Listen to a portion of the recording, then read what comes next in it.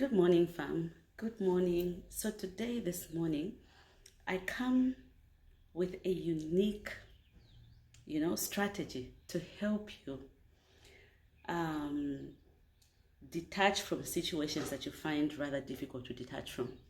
I used to have attachment problems way back, and I am just now learning how to find my feet. I learned very recently in my life how to find my own feet. You know, I know that usually when a person thinks of detachment, the first thing that comes to their mind is, oh, how will I manage? Will I do it alone? Am I able to survive on my own? Whether it's in a relationship, whether it's in family matters, whether it's in friendships, whether it's in a work environment, whatever the situation is, how do you master the art of detachment? What is it that can really help you, detach from situations that are rather pulling you down? For a person to want to detach from anything, it means they're experiencing some sort of push and pull type of energy, which is not giving them peace. Okay? So, first things first, get yourself a notebook, get yourself a diary, and begin to write names of these people, individuals in your lives.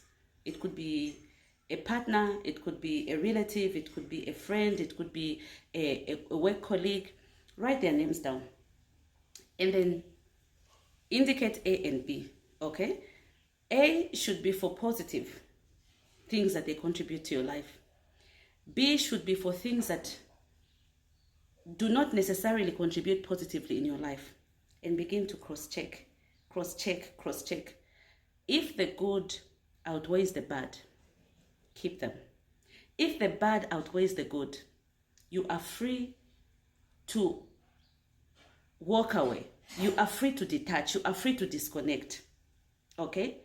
Because if the good outweighs the bad, then you would know to say, okay, this person contributes positively to my life.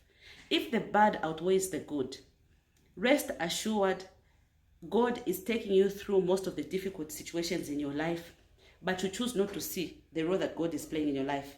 You glorify and magnify these people in your life because of fear. Because you cannot see God presently there with you, you feel like God is not with you. Most of the times, God takes us through a lot of difficult situations in our lives, but we are normally blind to that. I am a witness.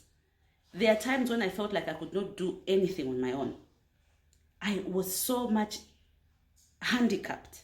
I felt like I really needed to be around certain people because will I manage on my own? Yeah. But then again, I sat down and I started thinking, I said, if I look deep into everything that I've gone through, I've literally gone through the hardest and harshest things of situations in my life, only me and God.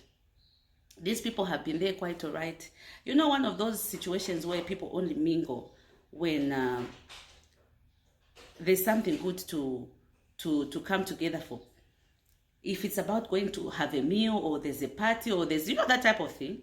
But when you're going through the most difficult moments of your life, you find yourself alone. On your knees talking to God, crying to God. When you're fine again, you go back to the circle. So now when you see that type of pattern, do you really see where I'm coming from? The fear of detachment should not really be there, because at the end of the day, what you are simply doing is keeping up appearances. You are not really nurturing relationships in your life that actually build you in the real sense.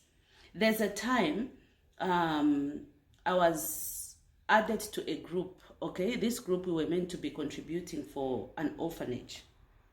In that group, I think at one point I had put a comment and said, if the same way that we are coming together to help people at an orphanage and strangers that we don't know, I hope that this would be the same way that we are able to come together to help our very own people. In that moment when I was writing that comment, I was already at that level where I had already gone through the worst stage in my life. But the reason for my commenting that way is because when I went through the worst stages in my life, the very same people were not really there. When I say not really there, I don't mean talking on the phone. I mean actually being there to give you the strength that you need. Help doesn't just come through monetary. Sometimes it's the holding you down, helping you not to lose your mind. Yeah? So it's a lot. It's a lot of things that will help you decide. The spirit of fear left me when I decided to do that. I put names down and then I put all the good in box A and I put all the bad in box B. I began to cross-check. And when I noticed certain patterns that are negative being more than the good or the bad outweighing the good, I had so much peace in my mind. I said, God, the way you took me through that difficult stage in my life then is how you will continue to do it, because I've had people in my life that have just been there. But when you look at sensitive things that I've had to go through, I've been by myself. Talk about the birth of all my 3 children. I've been alone. Do you know what being alone in a hospital, and you have a group of friends, but not one of them comes to the hospital to say, oh, our friend is giving birth. Let's go and visit. Let's go and welcome the baby. Nothing. There are times when I went through really, really bad times. But these are things people take for granted. We don't really look into the nitty-gritties. We just look into, when it's time for fun and games. Oh, where are you? Oh, where are we meeting? Stuff like that. But even at that, some people would say, oh, we have a struggling friend. But in as much as there's that struggling friend, people will not really rise to the occasion to say, okay, let's stand up for this person. How can we help her as a team? These are things that I expect even people out there to be doing. When you play in a circle of friends and you have a friend who's struggling, pull them up. In families too. Families have this mentality where they watch someone suffering until they either lose their mind or they make it on their own and then they jump back on board. It's not right. Let's learn to stand up for people when they are down, because when they are up there, they will remember you. But when you forsake someone and allow them to raise themselves up, it's very easy for them to just say, you know what? I did it on my own. If I did it on my own, then it's me and God from this point onwards. You can't blame them for that. So yeah, put those names down, get ticking, and choose what's best for you.